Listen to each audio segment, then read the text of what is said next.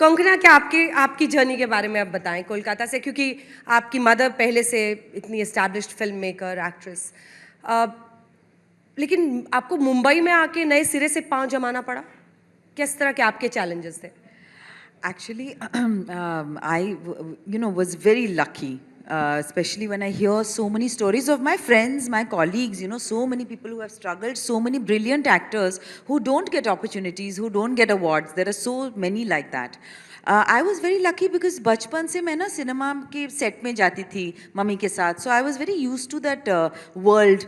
I used to go and watch my mother in edit studios, often getting very bored, but watch dubbing, watch film set में क्या हो रहा है नहीं हो रहा है, तो एक समझ आती थी कि क्या चल रहा है. Even if I was bored, I was very comfortable with that environment. I didn't ever want to act.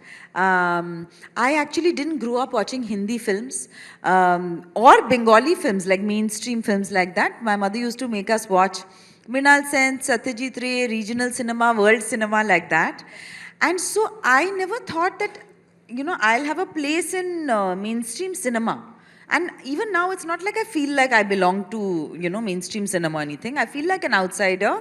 I'm very comfortable also being, an outsider.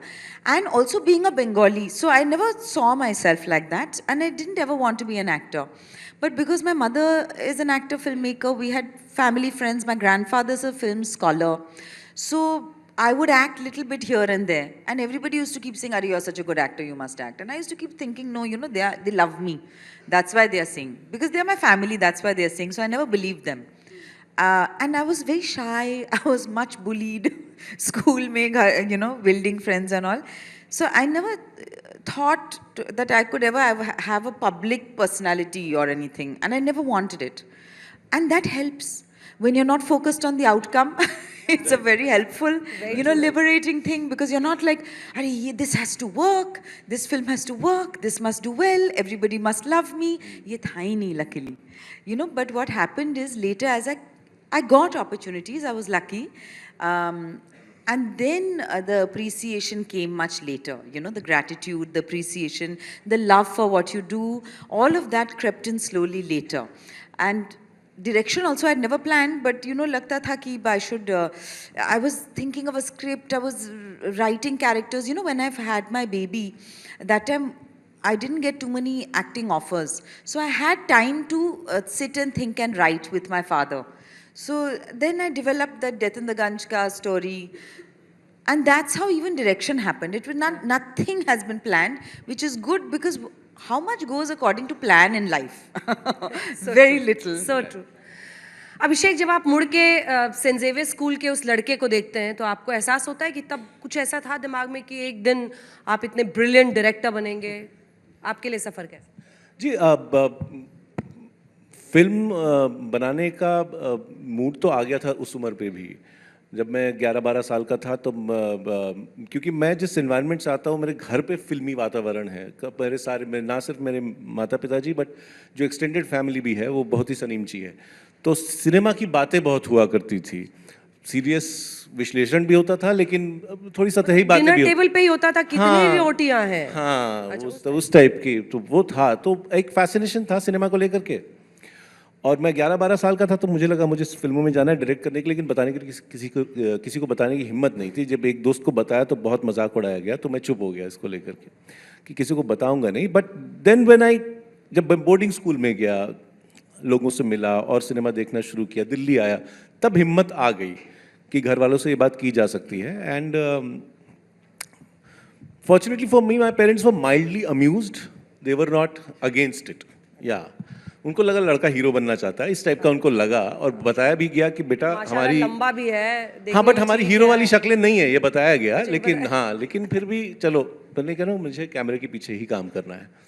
And a little bit like Manoj sir, कि जब when I finished college, तो ये बम्बई में एक मास communications नाम का एक आ गया था. तो एक्सटेंडेड फैमिली को यही लगा कि कुछ पढ़ने वढ़ने आया है. मास कम्युनिकेशन डिप्लोमा ही मिलता था उसमें, तो वो करने बम्बई आ गया. और फिर यहाँ से जर्नी शुरू हुई. जर्नी तो एकदम नीचे से करना पड़ी, लेकिन फॉर्चुनेटली मेरे जनरेशन के जो फिल्म मेकर्स हैं, जो कि फिल्म फैमिलीज़ को नहीं भी बिलोंग करते, जो अपने दूर दराज से आए हैं, वो समय ख़त्म हो गया था कि चरनी रोड स्टेशन पे सोना पड़ा और चलने वाले ने मदद की तो डिनर मिला। वो जर्नी ख़त्म हो गई थी। अब हम लोग आकर के एक रूम रेंट करते हैं और स्ट्रगल शुरू होती है वहाँ से। So it was a pretty even journey like that. I took its Rented time, room. and thanks to Vishal, who I met, who helped me in this journey. Rented room struggle. इनके बचपन का एक कुछ उनको याद दिला देती हूँ, उछलेंगे एकदम। 44वां अरे ये सब बातें क्यों करती है? बता देते हैं। Konkona, do you know about it? जब ये when he was in school, इनका दिल एक लड़की पे आया, उसका रोल नंबर 44 था, तो इनको सब 44वां बोलते थे। तो बचपन से ही मतलब हाँ? हाँ, बचपन से क्या मतलब? क्या मतलब ऐसा कब और सुना तुमने? किलर सूप अभी तो एम्बागो है, तो आप लोग जितना बताएंगे उतना ही हम लोग समझ पाएंगे। क्या है ये? सस्पेंस थ्रिलर है, सूप से किलर सूप बन गया। आपका कैरेक्टर क्या है? कुछ नेगेटिव शेड्स जैसा समझ में आ रहा है। आपके तीनों की नजर से जानना चाहेंगे किलर सूप क्या है, बहुत क्यों बढ़िया, देखें? बहुत बढ़िया। देखिए, मैं तुम शुरू कर लो ताकि हमको नहीं, हमको वहाँ से क्यों मिलेगा। किलर सूप, इसका नाम हालांकि पहले सूप था, अब किलर सूप है। किलर सूप एक एडजेक्टिव है जो थोड़ा सा इसको बताता है कि किस टाइप का सूप है ये। लेकिन ये बेसिकली कहानी की शुरुआत यूं हुई थी, जो दिमाग में उपज हुई थी हमारे, कि एक औरत है जो दुनिया का सबसे बढ़िया पाया सूप बनाना चाहती है। यहाँ से बात शुरू हुई। अब यहाँ से पाया से वो रायता कैसे बनता है, ये कहानी है। अच्छा, तो वो रेस्टोरेंट खोलना चाहती है, जो मैंने पढ़ा, रेस्टोरेंट अपना खोलना हाँ, चाहती तो है। पाया सूप बनाकर रेस्टोरेंट खोलना सूप चाहती है। कौन सा सूप बनाना चाहती है? पाया सूप होता है, अच्छा। दक्षिणी कुजीन का बड़ा फेमस वो होता है, और ये कहानी दक्षिण भारत में सेट है। अच्छा। तो ये एक फैमिली है जो बम्बई की फैमिली है, जो कि दक्षिण भारत में रहती है। तो इसमें इस शो में आपको हिंदी भी है, अंग्रेजी भी है और तमिल भी बहुत मिलेगी, बिकॉज जहाँ सेट है उसकी भाषा का भी इस्तेमाल किया गया है। और ये एक ब्लैक कॉमेडी है, थ्रिलर है।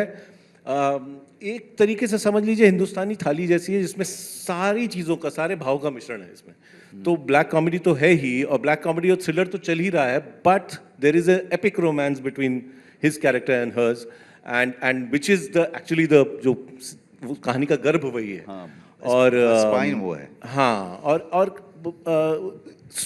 सबसे जो बढ़िया कहूँ कि सबसे यूनिक जो चीज़ है वो ये है कि इस कहानी का सुर जो है वो बहुत यूनिक है। वो बहुत कम देखने को मिलता है, इस सुर पे कही गई कहानी, जिसमें आप देख तो रहे हो बड़ा खतरनाक दृश्य, लेकिन हंसी भी आ रही है। तो इस टाइप का ये एक नई चीज़ है जो आपको देखने को मिलेगी।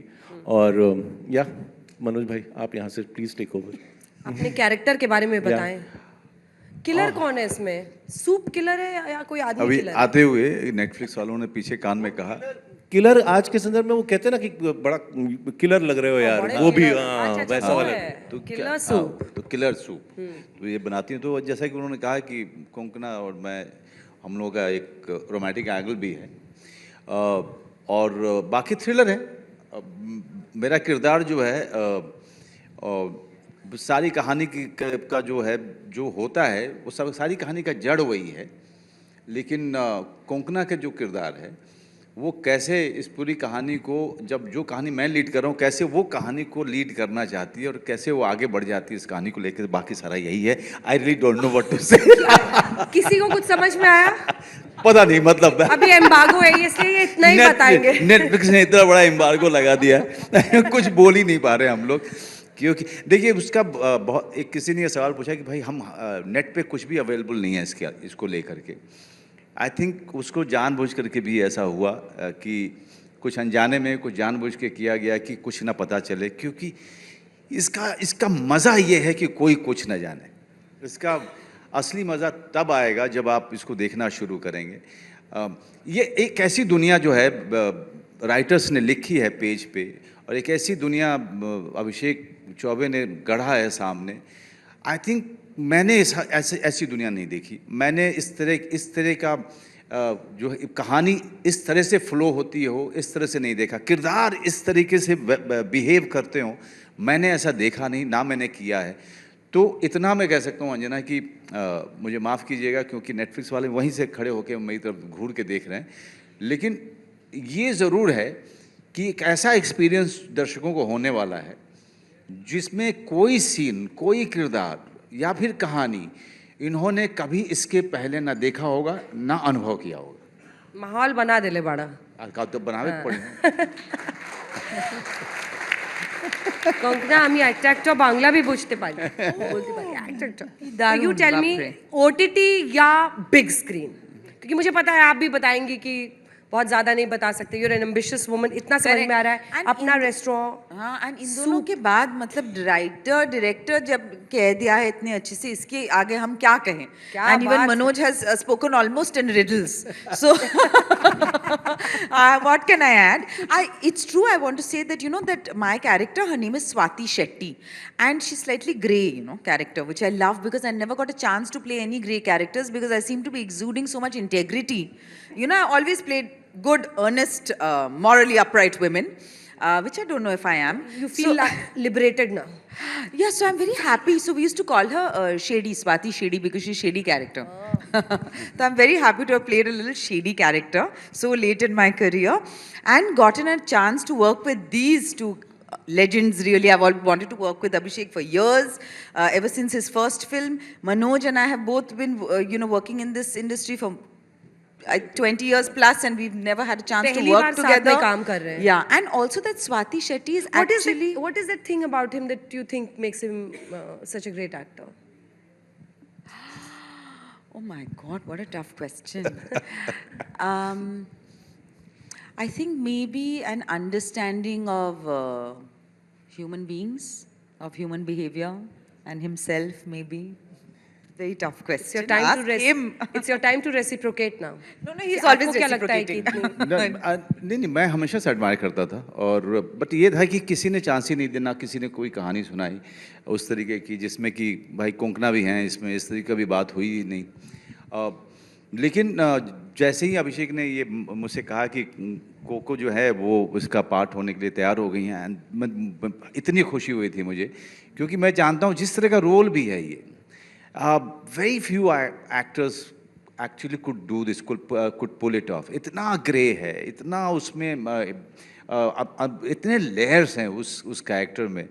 तो पहले तो खुशी हुई थी कि यार स्वाति शेट्टी का रोल करने के लिए कोंकणा जैसी एक्टर जो है आ गई है। Now you are rest assured कि she will take care of the whole thing. Thank you, ठीक है, time's up. नहीं, तो मैं तो हम लोग तो ऐसे ही दीवाने थे भाई उनके अभिनय के। तो देखिए बिहारी को माइक दीजिएगा तो फिर लगातार नहीं, बोल- बक-बक, हाँ, बक-बक। हम लोग इसी में महारत हासिल रखते हैं नहीं। कोको को बोलने दें आप 44वां क्या अब नहीं, वो तो हो गया उनका, तो इनका तो हो गया था नहीं ना? नहीं हुआ था अरे बीच में भाई नहीं आप- नहीं हो Shady गया था और Swati. क्या, हाँ, लड़की- Shady Swati. I लड़की- just wanted यहाँ to पे say जो है- that we used to call her Swati Shady, and that was our fun nickname for her. That's all. हाँ so it was a nice experience आपके लिए Yeah, yeah, it was great. I want to do more such roles. तो कितनी रातें खराब करनी होंगी इसको देखने के लिए कितने एपिसोड्स हैं 8 एपिसोड एक घंटा नहीं 8 एपिसोड है 40-45 मिनट के 40-45 हाँ, तो एक दो रात में लेकिन निपट एक जाएगी हाँ लेकिन भागती है कहानी, मजा आएगा आप भागती देखो है? प्लीज। हाँ मैं आप एक चीज़ की गारंटी दूं, अगर रात को कितने बजे से आप आती हैं न्यूज़ रूम से? 9:30 10 तक घर 10 तक समझिए 11 बजे देखना, आप बोलेंगे कि एक एपिसोड देख लेती हूँ, हाँ ठीक है? अगले दिन आप बहाना बनाएंगी इंडिया टुडे को कि मैं आज दिस इज नहीं अ आ रियल पाऊंगी। Challenge coming now